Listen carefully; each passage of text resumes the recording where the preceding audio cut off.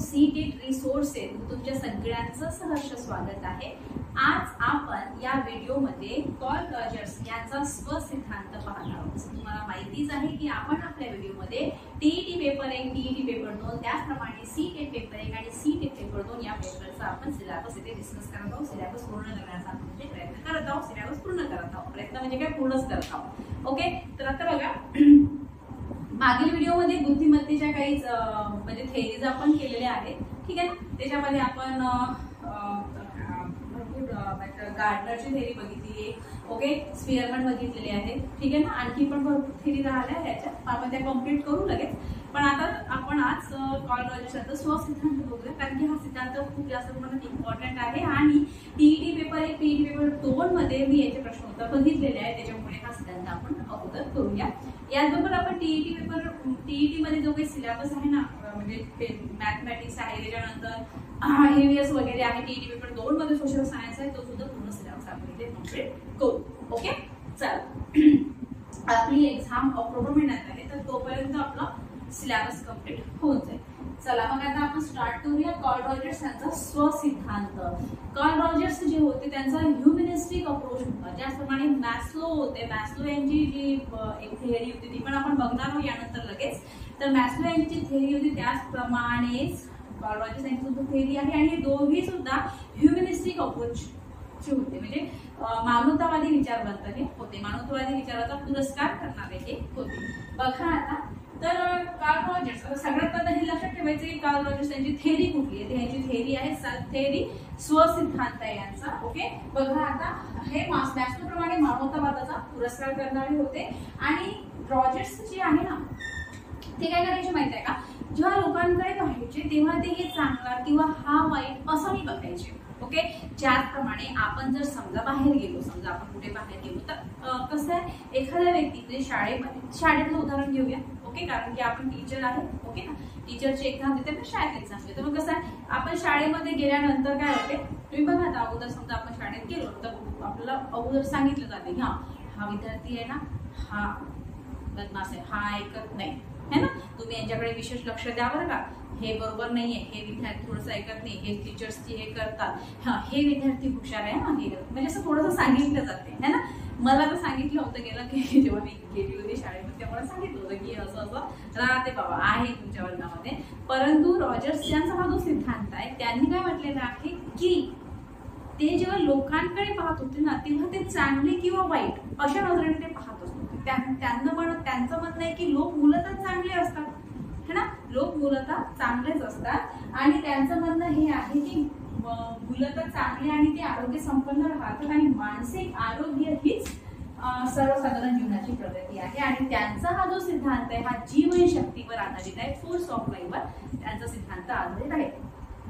आणखी त्यांचं म्हणणं असं आहे की माणसामध्ये, व्यक्तींमध्ये उपजतच काही प्रेरणा असतात, ओके, उपजतच काही गोष्टी असतात, काही क्षमता असतात, आणि त्या पूर्ण करण्याचा त्यांचा नेहमी आटोकाट प्रयत्न चाललेला असतो। प्रत्येकामध्ये असते, काहींना संगीताची आवड असते, काहींना आणखी गोष्टीची आवड असते, तर प्रत्येकामध्ये काही ना काही सुप्त क्षमता असतात, आणि त्या सुप्त क्षमतांचा विकास करण्याचा त्यांचा प्रयत्न हा चालू असतो। ओके, ठीक आहे, एवढं आलं लक्षात तुमच्या। आपण काय बघितलं, कार्ल रॉजर्स हे मानवतावादाचा पुरस्कार करणारे होते, ह्युमनिस्टिक अप्रोचचे होते। कार्ल रॉजर्स यांची थेअरी आहे स्वसिद्धांत, सेल्फ थेअरी, आणि आणखी आपण एक बघितलं की त्यांचा हा जो सिद्धांत आहे हा जीवनशक्तीवर आधारित। कार्ल रॉजर्स यांनी या सिद्धांतामध्ये काही घटकांना महत्व दिलेलं आहे, ते कोणते कोणते घटक आता आपण बघूया। सगळ्यात पहिले त्यांनी सांगितलं स्व म्हणजे सेल्फ। बघा, स्व म्हणजे काय, लोकांच्या त्यांच्या स्वतःविषयीच्या अभिवृत्ती, ते कसे वागतात, कसे दिसतात, त्यांच्या स्वतःच्या मनातील चित्र, त्यांचा इतरांवर होणारा प्रभाव, याला स्व म्हणतात। ओके, आणि रॉजर्सच्या मते व्यक्तीचा त्याच्या स्वतःच्या अनुभवातून स्वसंकल्पनेचा विकास होत असतो। रॉजर्सने सेल्फला महत्व दिलेले आहे, काही घटकांना महत्व दिले, बघू आता आपण। पहिले स्व होय, त्याच्यानंतर धनात्मक अस्मिता वगैरे आहे, बघू काय काय ते। तर स्व मध्ये काय की स्व म्हणजे काय, सेल्फ, आपण स्वतः, मग आपल्या स्वतःच्या स्वतःविषयीच्या अभिवृत्ती, आपण कसे दिसतो, आपण कसे वागतो, है ना, त्यामुळे इतरांवर काय प्रभाव पडतो, हे की नाही, तर या सगळ्याला स्व म्हटले जाते. ओके. आणि रॉजर्सच्या मते व्यक्तीचा त्याच्या स्वतःच्या अनुभवातून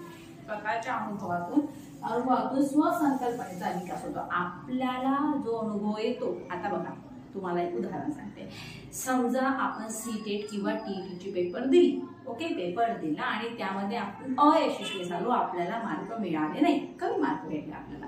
मग आता याच्यामध्ये काय होते की आपण स्वतःला पहिले पारखतो, की माझं कुठे चुकलंय, माझं कुठं चुकलं नाही, मी किती वेळ अभ्यास करायला हवा होता, किंवा मी हा टॉपिक केला नाही, मला करायला हवा होता, है ना, आणि मग आता कशा रीतीने मी अभ्यास करेल तर मग मी चांगल्या प्रकारे पास होईल. हे सगळं काय, हे सगळं काय मी स्वतःचं आकलन केलं की मी मला असं करायला लागणार आहे, त्याच्यानुसार मी पुढला पेपर जो आहे तो टॅकल करेल, त्याच्यानुसार मी पुढला पेपर जो आहे तो अटेम्प्ट करेल. तसंच सांगितलं यांनी की भाई स्व म्हणजे काय की लोकांच्या त्यांच्या स्वतःच्या अभिवृत्ती आहे, ते कसे दिसतात, ते कसे वागतात, है ना, आणि त्यांच्या स्वतःच्या मनातील चित्र, त्यांचा इतरांवर होणारा परिणाम, या सर्वांना स्व असे म्हटले जाते. ओके, आलं लक्षात तुमच्या स्व. आता बघा यानंतरचा पॉइंट आहे धनात्मक स्वअस्मिता. धनात्मक स्वअस्मिता म्हणजे काय की व्यक्ती स्वतःला किती मूल्य प्रदान करते, याला धनात्मक स्वअस्मिता म्हटले जाते. एक व्यक्ती आहे, एखादा व्यक्ती आहे, मी आहे, तर मी स्वतःला किती मूल्य प्रदान करते, किती स्वतःला मी इम्पॉर्टन्स देते, त्याच्यात तो धनात्मक स्वअस्मिता त्याच्यावर आधारित आहे. मग आता आपला विकास होत असताना पालक, शिक्षक, मित्र, समाजातील इतर व्यक्तींकडून मिळणारे प्रेम, आपल्याला दिलेली किंमत, यातून धनात्मक स्वअस्मिता विकसित होते. मग आपला जेव्हा विकास होत जातो, जेव्हा आपण शाळेत शिकतो, है ना, शाळेत जेव्हा आपण शिकतो, किंवा मग आपण जेव्हा एखाद्या ठिकाणी नोकरी करतो, ओके, मग आता तिथे आपला जर विकास होत राहिला, आता आपण नोकरी करत आहे, किंवा मग आपण शाळेचं उदाहरण किंवा शाळेमध्ये एखादा विद्यार्थी शिकत आहे, मग शिकत असताना त्याचा काय होऊन राहिला, डेव्हलपमेंट होत राहिली, त्याचा विकास होत आहे. मग आता हा विकास होत असताना मग त्याला पालक, शिक्षक, मित्र किंवा मग समाजातील इतर व्यक्तीकडून त्याला जे मिळणारे प्रेम आहे, त्याला जी मिळणारी आपुलकी आहे, त्याला जे मिळणारं जे किंमत आहे, यातूनच त्याची धनात्मक स्वअस्मिता ही घडत असते. जर सगळं त्याला नाही भेटली, त्याला तेवढी किंमत नाही भेटली, किंमत नाही भेटली, त्याला तेवढी इम्पॉर्टन्स नाही दिला गेलं, तर त्याच्या धनात्मक स्वअस्मितेचं काय होऊन जाईल, त्रास होऊन जाईल, तो नाही त्याच्यामध्ये सेल्फ डेव्हलपमेंट विकसित होऊ शकेल, है ना. याचा तो उदाहरण घेऊ आपण. समजा आपल्या शाळेमध्ये एक विद्यार्थी, वर्गामध्ये एक विद्यार्थी आहे, जर समजा तो स्लो लर्नर आहे, मग स्लो लर्नर तो आहे, तर मग आपल्याला त्याला एनकरेज करावं लागेल, है ना, आपल्याला सांगायला लागेल की नाही कर, तू करू शकतो, त्याच्यानं होते. एखादा प्रश्न जर व्यक्तीचा, एखादा जर समजा त्याच्या कन्सेप्ट लक्षात नसेल, तर आपल्याला त्याला सांगावं लागेल की नाही हे असं आहे, तर का हे असं, सोप्या पद्धतीनं सोपं करून, आणखी सोपं करून, जितकं जास्त त्याला सोपं करतात तितकं सोपं करून आपल्याला त्याला समजावून सांगावं लागेल. पण जर समजा तेव्हा मग त्याच्या धनात्मक स्वअस्मितेचा त्याचा हे होईल, म्हणजे विकसित होईल ते धनात्मक स्वअस्मिता. परंतु जर समजा आपण त्याला म्हटलं तुला येतच नाही, तुला जमतच नाही, तो असाच आहे, काही करू शकत नाही, काय तो पहिलेच त्याला नाही काही यूज नव्हतो, आणि आपण जर असं केलं त्याची धनात्मक स्वअस्मिता का होते, त्रास है ना. म्हणूनच जेव्हा लहान मुलांचा विकास होत असतो तेव्हा आपल्याला त्यांना किंमत देणे, त्यांना समजून घेणे फार आवश्यक राहते. या कुठला पॉइंट आहे तो आता बघा. आपण दोन भाग बघितले, एक बघितला आपण स्व, दुसरं बघितलं आपण धनात्मक स्वअस्मिता. आता आपण तिसरा बघणार आहोत मूल्य प्राप्त करण्याच्या अटी. आता मूल्य प्राप्त करण्याच्या अटीमध्ये काय काय येते आपण बघूया की धनात्मक स्वअस्मिता प्राप्त करण्यासाठी व्यक्तीला इतरांच्या अटीनुसार वर्तन हे करावेच लागते, आणि आपल्याला म्हणजे समजा व्यक्तीला धनात्मक स्वअस्मिता गरज वाटत असते, म्हणूनच व्यक्ती समाजमान्य वर्तन करण्याचा प्रयत्न करतो, आणि तसे वर्तन केल्यामुळे आपल्याला मानसन्मान प्राप्त होतो. ठीक आहे. धनात्मक स्वअस्मितेमध्ये आपण काय बघितलं की व्यक्ती वर्तन असं करतो की ज्यामुळे काय होते की त्याला समाजात मान मिळतो, आदर भेटतो त्याला. कारण की कसं आहे की व्यक्ती जर समजा आणि इतरांकडून त्याला जर चांगलं वर्तन केलं, समाजमान्य वर्तन केलं, तर इतरांकडून त्याला चांगली वागणूक मिळते, है ना. मग आता मूल्य प्राप्त करण्याच्या अटीमध्ये काय की म्हणजे धनात्मक स्व अस्मितेची त्याला गरज वाटत असते आणि म्हणूनच तो काय करतो की समाजमान्य वर्तन प्राप्त करण्याचा प्रयत्न करतो. म्हणजे समाजामध्ये जे रूल्स रेग्युलेशन ठरवून ठेवलेले आहे. रूल्स रेग्युलेशन म्हणजे काय की समजा आता साधं उदाहरण घेऊया शाळेचं. आता जर समजा वाटलं की शाळा किती वाजता आहे, 7 वाजता सुरू होते आपली शाळा.